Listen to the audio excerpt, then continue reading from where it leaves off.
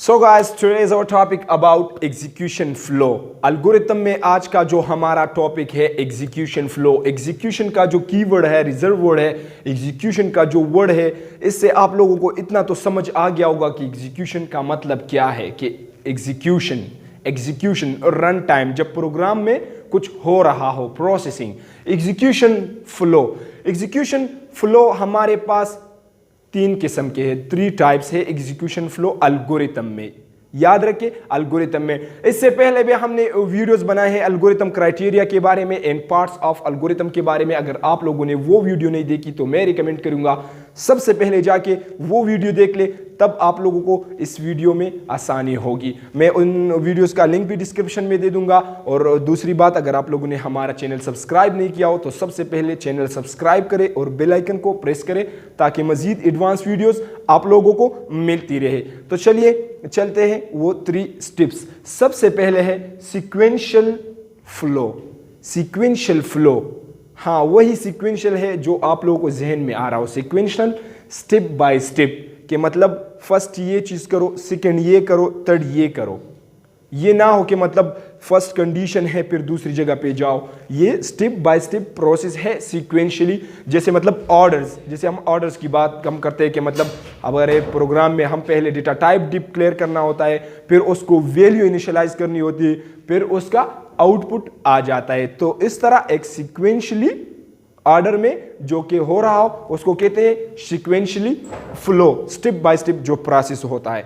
Second number पे है conditional flow. Condition word से ही आप लोगों को जाहिर होगा कि कंडीशन, डिसीजन, यहाँ पे हमें डिसीजन लेना पड़ता है। अगर ये ट्रू हो तो ये स्टेटमेंट एग्जीक्यूट करो, और अगर ये ट्रू ना हो तो जाके दूसरी स्टेटमेंट एग्जीक्यूट करो। जैसे सिंपली हम C++ में यूज करते हैं एफ एल्स, तो ये सब हमारे पास क्या है,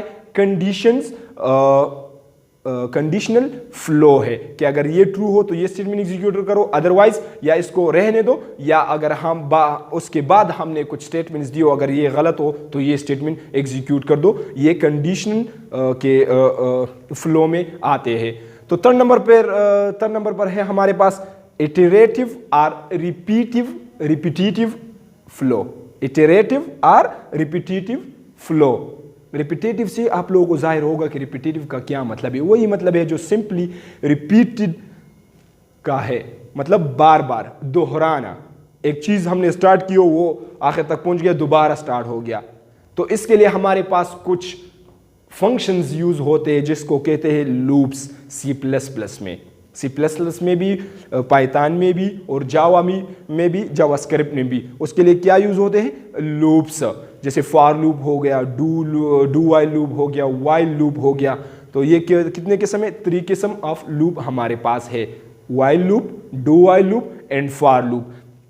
तो इटरेटिव और रिपीटेटिव फ्लो किस चीज में आते हैं, जो कि बार बार एग्जीक्यूट हो रहा हो, रिपीट हो रहा हो। एक चीज अगर हम एक कंडीशन दे कि अगर यहां तक ये ट्रू हो गया तो सही, इसको आउटपुट कर दो। अगर ट्रू नहीं हो गया तो इस पे दोबारा एग्जीक्यूशन करो, इस पे दोबारा परफॉर्मेंस करो, ताकि ये तब तक एग्जीक्यूट होता रहे जब तक हमारे पास रिजल्ट क्या नहीं हो जाता, ट्रू नहीं हो जाता। जब तक रिजल्ट ट्रू नहीं हो जाता तब तक इसको रिपीट करते रहो। तो ये 3 थे हमारे पास एग्जीक्यूशन फ्लो एल्गोरिथम में। तो ये बेसिक चीज़ें हैं। इसके बाद हम आप लोगों को दिखाएंगे कि एल्गोरिथम कैसे लिखा जाता है। हम प्रैक्टिकल भी आप लोगों को दिखाएंगे, इसका भी हम आप लोगों को दिखाएंगे कि कंडीशन मतलब किस तरह होते हैं और सीक्वेंशियली किस तरह होते हैं। और जो 3 नंबर पर है इटरेटिव और रिपीटेटिव फ्लो, ये किस तरह का होता है, इसकी ग्राफ्स भी मैं आप लोगों को दिखा दूंगा। तो आज के लिए इतना ही, हम मिलते हैं नेक्स्ट वीडियो में। फिलहाल के थैंक यू।